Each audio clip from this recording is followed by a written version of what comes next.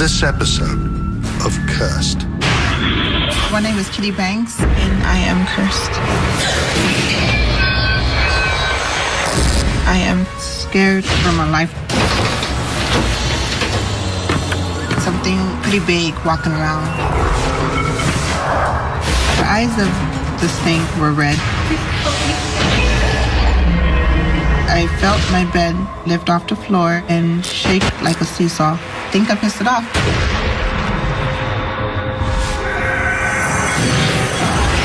My name is Lawrence. My ex-girlfriend put a voodoo curse on me. Bad things are gonna happen to you.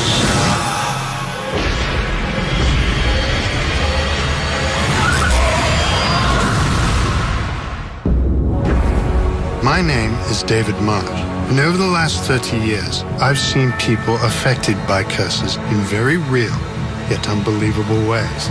Those afflicted by a curse quickly become sick with fear and misery as they fall deeper and deeper into a dark and tormented existence, and eventually it can lead them to their untimely death. This is Cursed.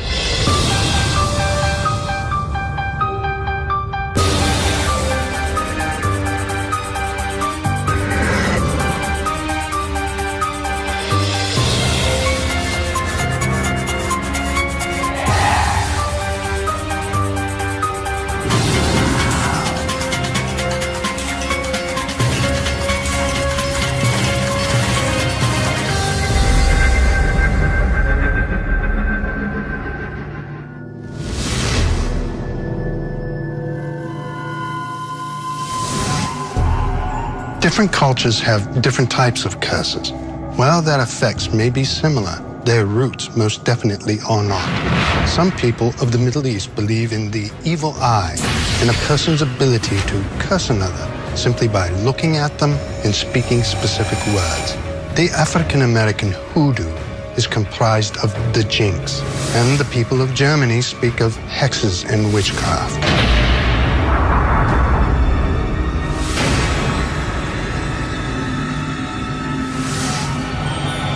In Native American cultures, there are many mysterious and spiritual elements that encompass their belief in curses.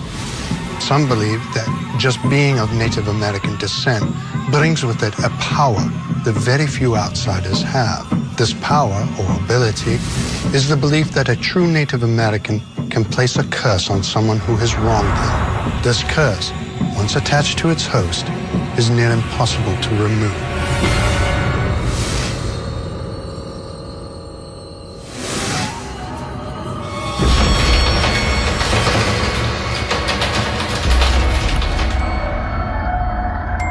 My name is Kitty Banks. I'm from Pasadena, California, and I am cursed.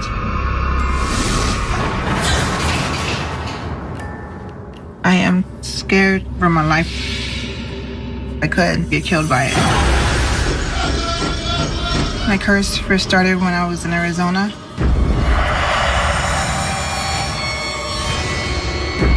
Now going on 2.5, almost 3 years.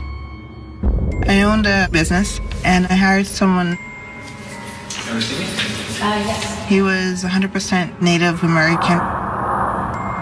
I asked him one day to do something out of his job duties. It would just be really helpful if you do what I asked you to do. That was hard to do my job. It's not my job. You're not leaving me a lot of options here. So if you're not going to do it, I'm going to fire you. No, I'm doing what else hard to do. He kept complaining, I'm not doing this, I'm not doing this. I said, well, then there's a door. You can leave now. For not doing what I asked you to do, you're fired. So you're firing me? I am firing you. He goes, if you're not going to keep me here, I'll deal with you later. You know what? You're going to regret this. I guarantee you're going to regret this. You'll see. Excuse me? You will see. He says, stay back. He goes, I'll take care of this. And he told me he was going to get back at me.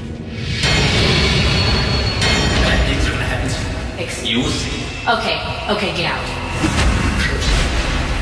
You will see. He told me he was going to retaliate against me and put something on me, and I didn't believe it. And I just kind of ignored him. A friend of mine, she told me, oh, he's fine. He's just upset at you for what you did.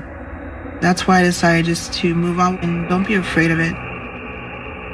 Well, everything seemed okay until things were happening and I just started seeing it was real. He told me he'll lose everything. And I lost everything. Started losing my clients, started losing money, and business went under.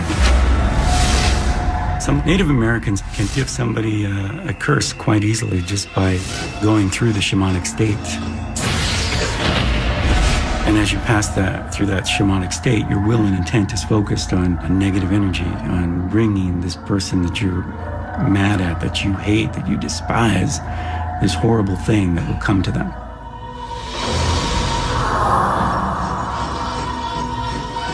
I started there at the house. It just got worse from there. When I first went to sleep that night, it sounded like something was trying to open the door. The door was closed.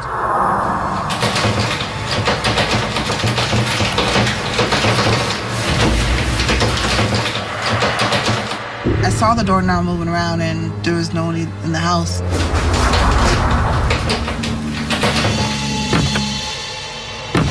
Something pretty big walking around.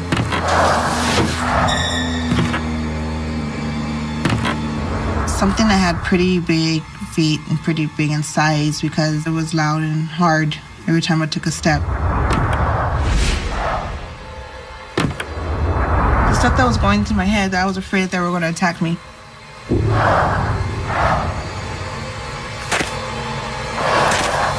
I didn't know how they were going to attack me. I don't know what they were going to do to me. I don't know why they were there for me.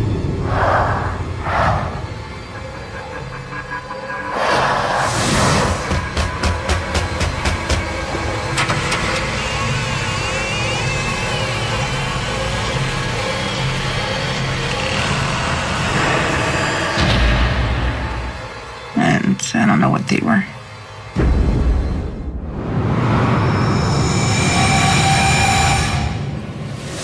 You're gonna be ready. You're threatening. No, I'm not threatening. Cursing. You'll see. You will see. Get out. You'll see. I believe that the employee that she let go focused his will and intent while in the shamanic state to call a dark spirit and gave it specific instructions to keep harassing her, to keep giving her intimidation and fear. And he's enjoying this because it gives retribution. It makes him feel powerful because she fired him. He, in turn, is making her life unlivable.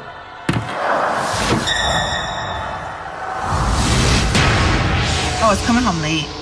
I saw it at my front door.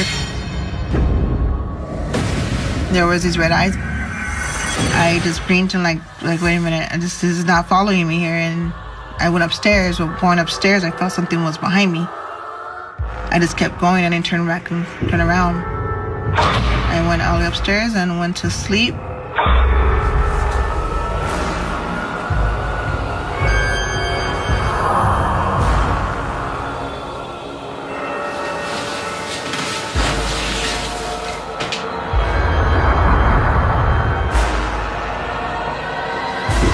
I couldn't go to sleep right away because I was freaked about what I just saw.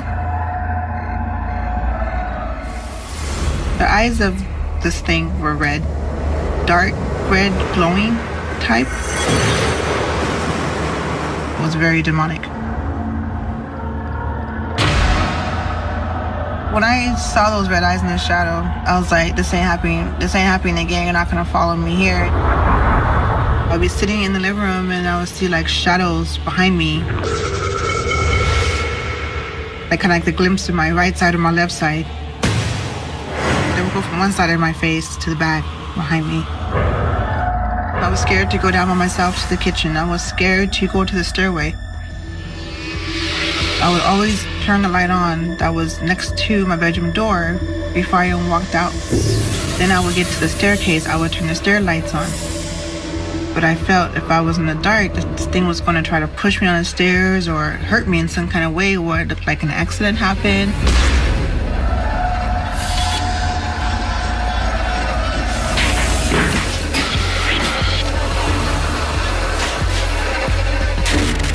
Just recently, I was in the bathroom.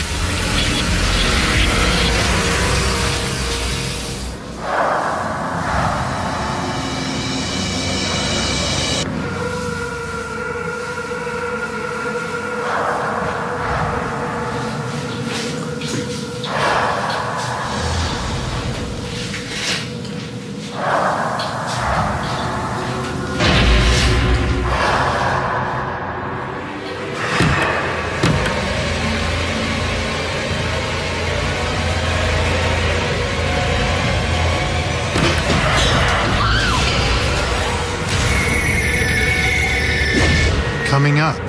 I felt my bed lift off the floor and shake like a seesaw. It wanted me and it wanted my soul. That's no question. And later, My ex-girlfriend put a voodoo curse on me.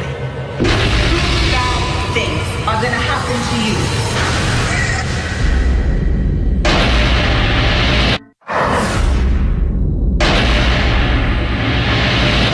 Just recently, I was in the bathroom.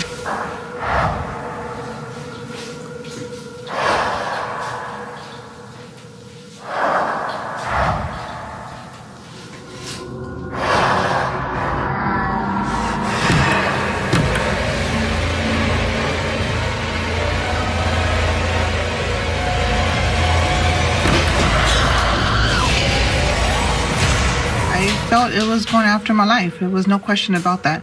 It wanted me and it wanted my soul. That's no question. This was a very active retaliation. People think you're crazy or think you're about a bunch of whatever, it's not real, and it is real. Very real. And I didn't know how to get rid of it or what to do about it. Didn't know where to turn to, who to talk to. I went back home to the reservation right afterwards. But when I went to the reservation to try to find my employee, and that's when I saw him. He looked at me, he just walked away from me. Anger? There was something that I saw when we were driving. I looked in the mirror and I see the same red eyes. I know that they were sent by this person. He told me he was going to get back at me. And now I'm in his home, his territory. I started crying and get me out of here, getting back home. When I woke up the next morning, I kind of realized that he could have killed me on the reservation. No one would have known what had happened. It can be a curse energy that you never feel safe. You feel persecuted. It can be a feeling that you just don't want to go outside anymore because there's bad things out there waiting to get you. It can be this feeling of fear and dread just because you remembered something. And that is a very powerful thing to do. It brings a negative energy to the person that does it. It also brings a negative energy to the person they're aiming at.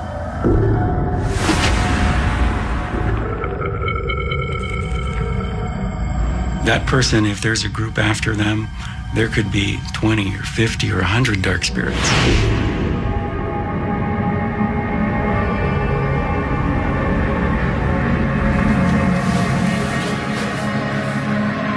I've never been that scared.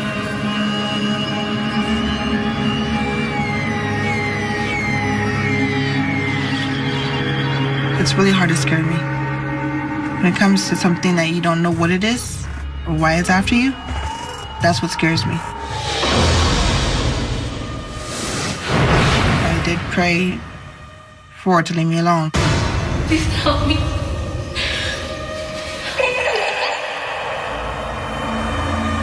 I went to a pastor, and the pastor's overall words were, it's too strong, I can't do anything for you. It's out of my realm, it's out of my territory. If you believe in God, how can something be out of your territory, out of your realm? You should be able to face everything. He told me the only way to get rid of it is to deal with the shaman. It's a higher up and it's an elder in Indian cultures to get rid of it.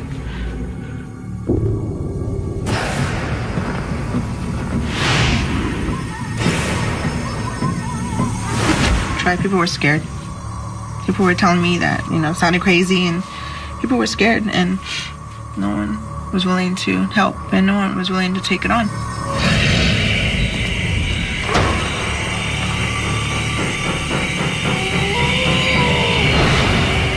They were more afraid of it going to them, and just couldn't believe a pastor was scared of it, out of all people.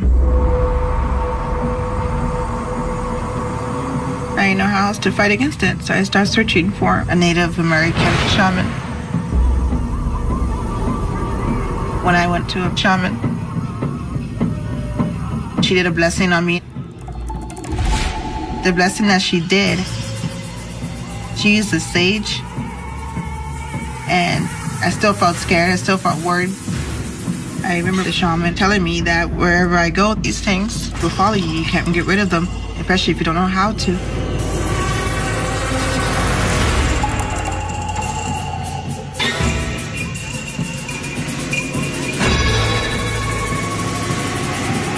As a Native American, we believe that smoke is part of spirit. And sometimes spirits will show up as smoke. There'll be this little wisp of smoke that just moves through the room. On the way back, I felt that things are getting better and better. So I thought that was it.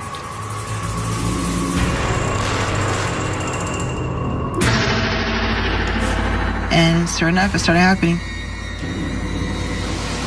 When I was laying in bed, it was midday, and my blinds were shut, so it was somewhat dark in the room.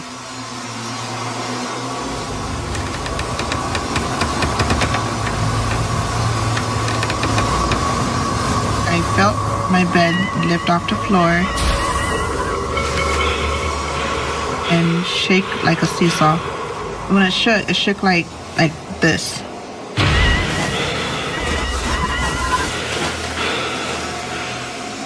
Whew, this.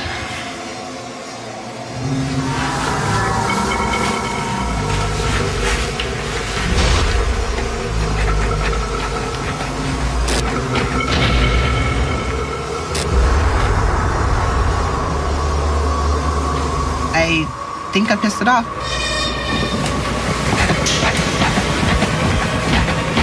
I can jump out my bed and run downstairs out the room.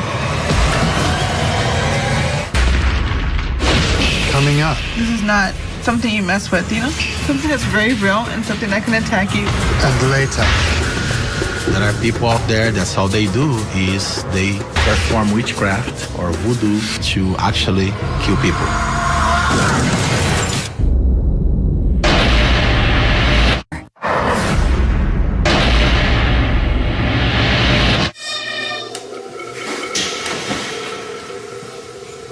I can jump out my bed and run downstairs out the room.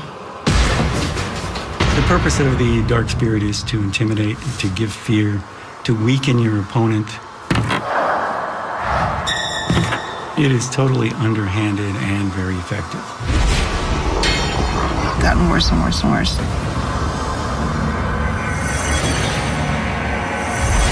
It's terror. That's what they want to give you, is terror.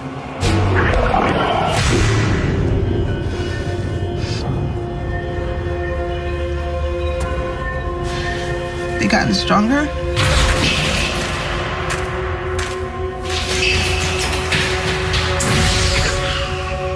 They gotten closer to me. The knocking, I hear the knocking a lot.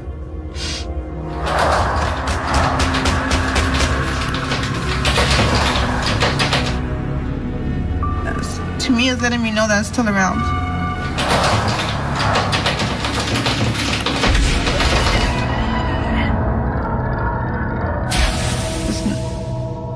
This is not something you mess with, you know?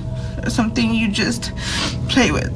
Something that's very real and something that can attack you and can go on to attacking your family.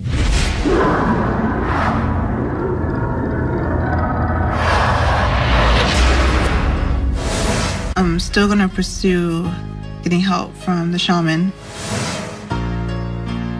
and how to protect against evil things like this. You better believe in it, else it's not gonna be able to help you. So I do plan on staying in contact with the shaman and getting my blessings, going through cleanings and everything. It's very bad.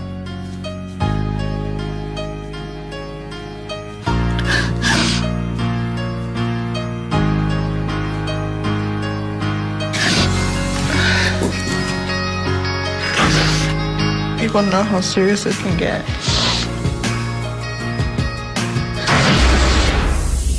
The terror of knowing that you are unable to stop a curse from tormenting you is a horrible state to live in. They dwell on the moment that they became cursed and wish that they could turn back time and stop themselves from what they are about to do.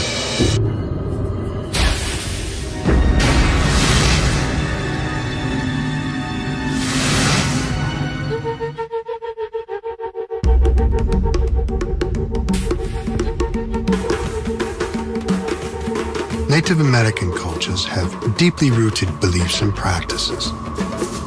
The shaman or medicine man is a type of witch doctor who possesses abilities that seem supernatural. But the idea of a witch doctor is not unique to the Native American community, and usually more closely associated with the practice of voodoo.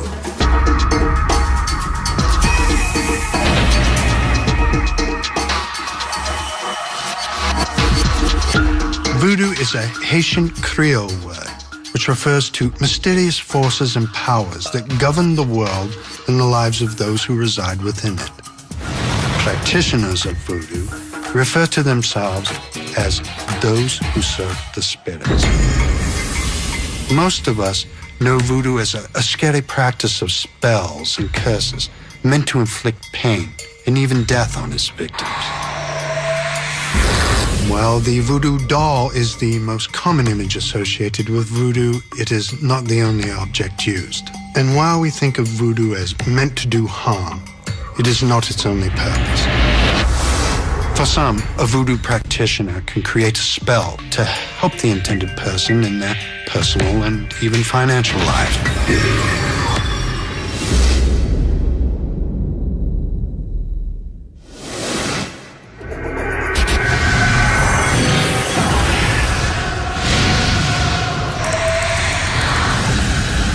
My name is Lawrence, and I am cursed. Bad things are gonna happen to you. My ex-girlfriend put a voodoo curse on me. This all started over money. I went to a voodoo doctor to get some financial help, and I ended up in financial ruin.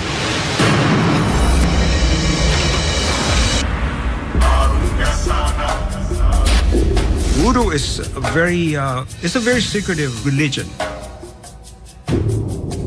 It can be used for good and for bad. You have voodoo practitioners that will do a voodoo spell, and they have these little dolls with supposedly something that belongs to you in the doll. And they put these little needles that poke you, and then you get pain in your ribs, pain in the head. They use a lot of rituals. They still do a lot of chanting. It's in Haiti and maybe in Jamaica, in New Orleans, in Africa. But it's a religion that was brought in by the slaves.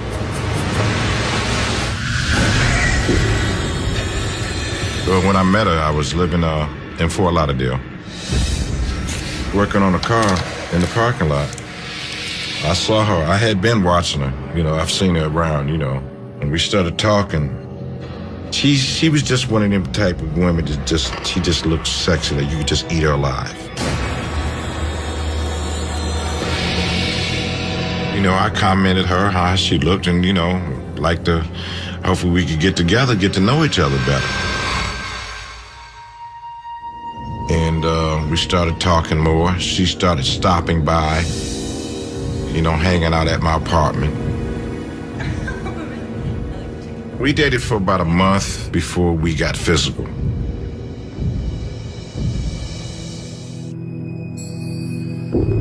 Then once got physical, things started to change a little bit as far as, you know, want me to do this, or I better do that. If I don't do this, I may be sorry, because she knows people, and she used to tell me that a lot, and I would pay it no mind, you know. I would say we was together for about the month and a half before I started seeing financial trouble. All of a sudden, my work started slowing down. The money wasn't coming in the way it was supposed to come in. And I said, I need some kind of help because she knows people, and offered someone that might be able to help me financially. You know, and I'm like, okay, well, what is he, a long shark? You know, drug dealer, what? How's he gonna help me? And she explained to me that he was a voodoo witch doctor. Somebody that helps doing spells.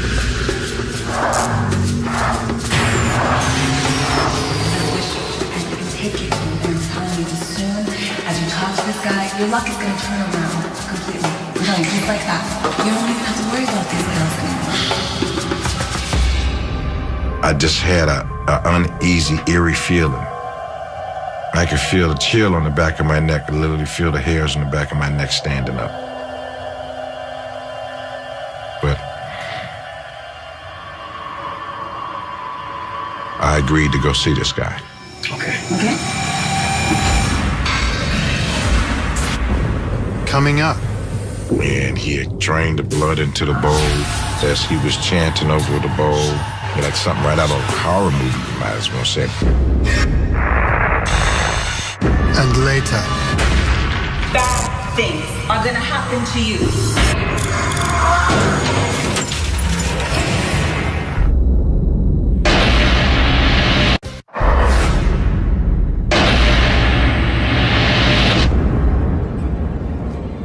The money wasn't coming in the way it was supposed to come in. And I said, I need some kind of help because she knows people, and offered someone that might be able to help me financially. You know, and I'm like, okay, well, what is he, a long shark? You know, drug dealer, what? How's he gonna help me? And she explained to me that he was a voodoo witch doctor.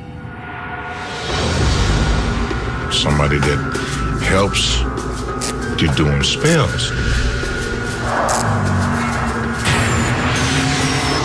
I just had a uneasy, eerie feeling. I could feel the chill on the back of my neck. I literally feel the hairs on the back of my neck standing up. But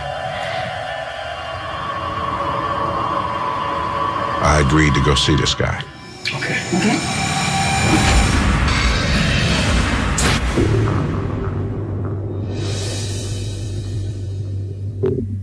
The place that we went was an area down in Miami-Dade, Florida, that they call Little Haiti. The house that we went to, it was like a little small white house, kind of shabby looking. There was chickens and ducks and stuff running around the yard. You could hear the dogs in the backyard. It's just the whole setting of the house just looked like something right out of a horror movie, you might as well say.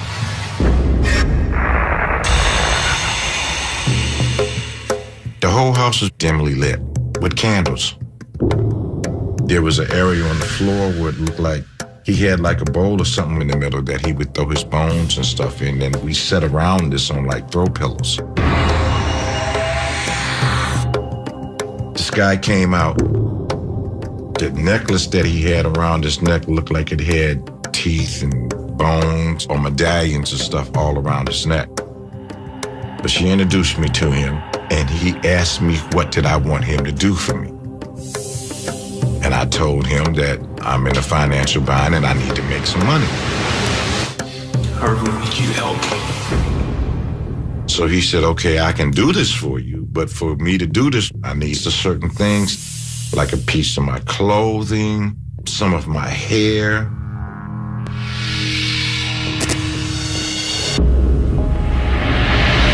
You know, as far as him doing the spell, he took a chicken and he had cut the chicken's throat, drained the blood into the bowl. It looked like he had bones and other things that he had thrown in the bowl as he was chanting over the bowl. He was taking a chicken's foot and then going like in front of me like this on both sides.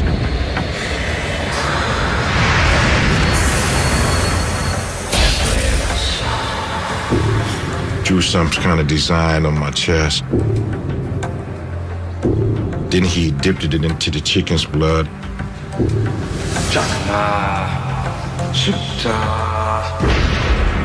And then it got real quiet. And then after it got real quiet, then he looked at me and said, okay, it's done.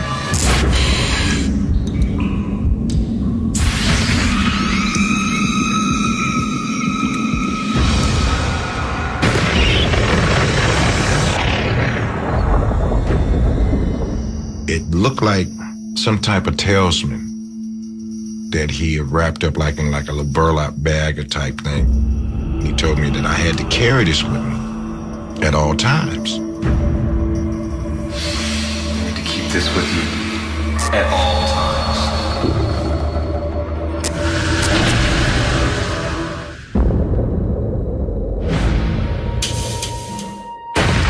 When the ritual was done, I did feel a little relief. You know, that I felt that it was going to work, even though I was kind of warned not to mess with the voodoo because 9 times out of 10 that stuff can backfire. We had a case one time about a gentleman that attended a voodoo ceremony.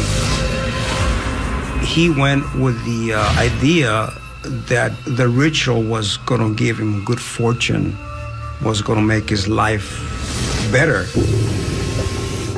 What kind of backfire? Instead of enhancing his life, it made it worse. After I saw the witch doctor, the relationship just went crazy after that. We argued a lot. No. She said, you don't put nobody before me, not even God and your daughter. For me, that was like, that's it. I slammed my foot on the brakes. I'm done with you. I can't mess with you no more. I got enough problems messing with you right now. Do this! I say when we're done, bad things are gonna happen to you.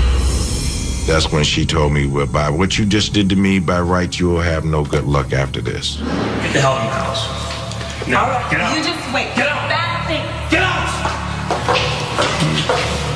So she kind of like warned me with the hand out and all this, telling me that I won't have no good luck after this.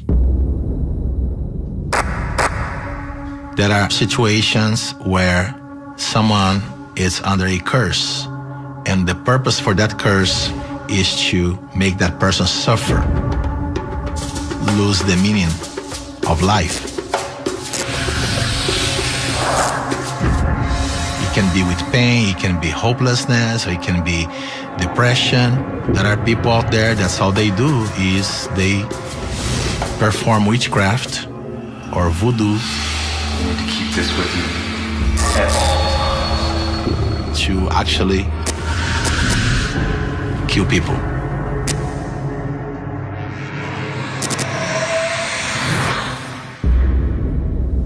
It is done. And he told me that I had to carry this with me at all times. And he told me the amount of money that I was supposed to give him. I think it was like about $300 or $400. But I had to have this money to him within 72 hours. And of course, that didn't happen. For whatever reason, that didn't happen. I felt that it wasn't supposed to happen because the events that happened after that. I didn't get it at the time. It was like I tried to contact the doctor and I couldn't contact him. I couldn't contact him because I'm trying to get her to help me. Say, hey, look, you need to go see this guy that you took me to. Okay, I'm gonna get a hold of him. I'm gonna get a hold of him, and that wasn't happening. One thing led to another where, well, I need to go out of town so I can go make this money. She called me to have me come pick her up. In the process of doing that, I guess the cops must have been watching her or something, because by the time I got her in the car and got around the corner, we got stopped.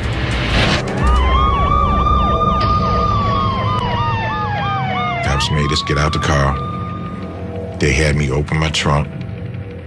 Her luggage was in the trunk of the car. And they found what they was looking for. coming up.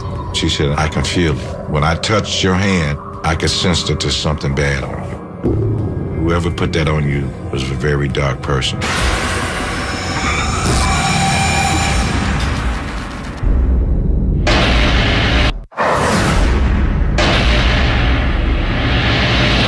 She called me to have me come pick her up. By the time I got her in the car and got around the corner, we got stopped. Cops made us get out the car. They had me open my trunk. Her luggage was in the trunk of the car. And they found what they was looking for. Controlled substance. And that's basically what the cop told me. He says, is this your vehicle? Yes, it is. He said, then you're arrested for what? Possession is 9/10 of the law. If it's not yours, it just should have been yours. And so I got arrested, and it's like everything after that just went downhill. The ambulance that I had, that was with me in the car. So when I got arrested, they impounded my car. They went through my car, so I lost that. So I don't know what happened to the ambulance. It is done. Got out of jail. I can't find this rich doctor no place. Can't find the guy. He's no longer there. And that was the weird thing about how come I can't find this guy. When we both went to jail and got released, that's when it really started to disintegrate. Everything after that just went downhill. We're setting up for a concert.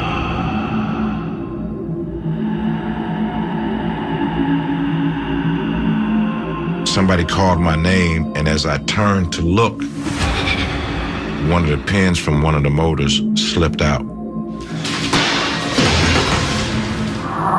From the pin like this, like.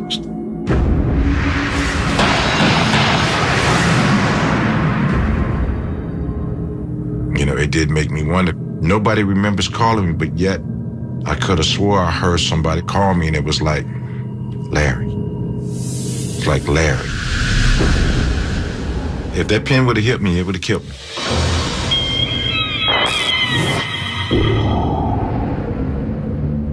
I'm on the sidewalk with my bike. This guy pulls out in front of me. He didn't even stop to look, he just pulled out.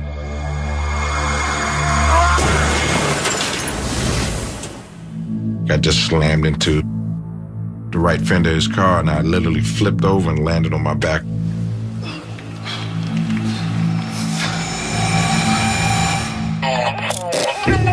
It started to scare me because I'm wondering what the hell is going on. Why are these things happening to me? I kind of like started reflecting on the past. Get out! Just wait. Get out! That thing. Get out!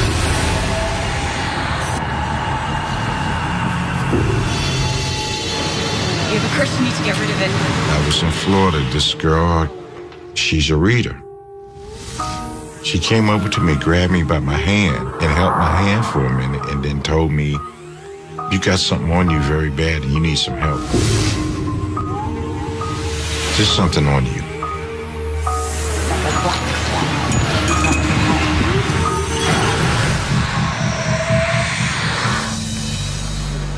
I asked her what made her say that. I said, you don't know me from Adam. She said, I know, but there's something, I can feel it. When I touched your hand, I could sense that there's something bad on you. I can help you. I can help you lift it. She had told me that she could lift the curse off. Don't worry about that. You know, as long as you do this, you're going to be all right. But it's like, okay, I tried that way. You know, it's still something there hindering. Whoever this person that put this spell on me was supposed to have been a very powerful, dark person. I never heard of anyone undoing a voodoo spell that is not familiar with voodoo, because you have to fight fire with fire. You have to know what the other voodoo priest did to you in order for you to counterattack. Every time I'd go to somebody to try to lift the curse off of me, something would happen to deter me. Either I'd get the monies, but I ended up needing the money for something else. To pay this bill, to pay that bill, or something to break down, or I couldn't get the money in time. One way or the other, something would always deter me.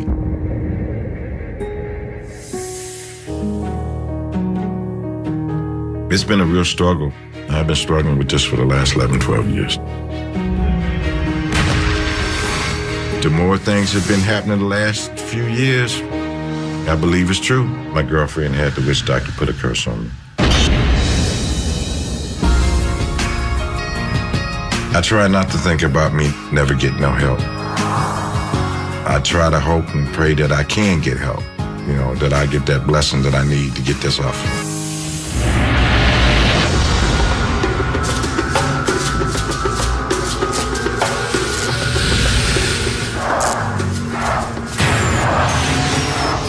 Living with a curse is a difficult thing. Knowing that your life will never be the same, never get better, and that it might end at any time is a tough pill to swallow. Harder still is realizing the moment when you became cursed and knowing that there is a way to remove it, but that it is out of your control.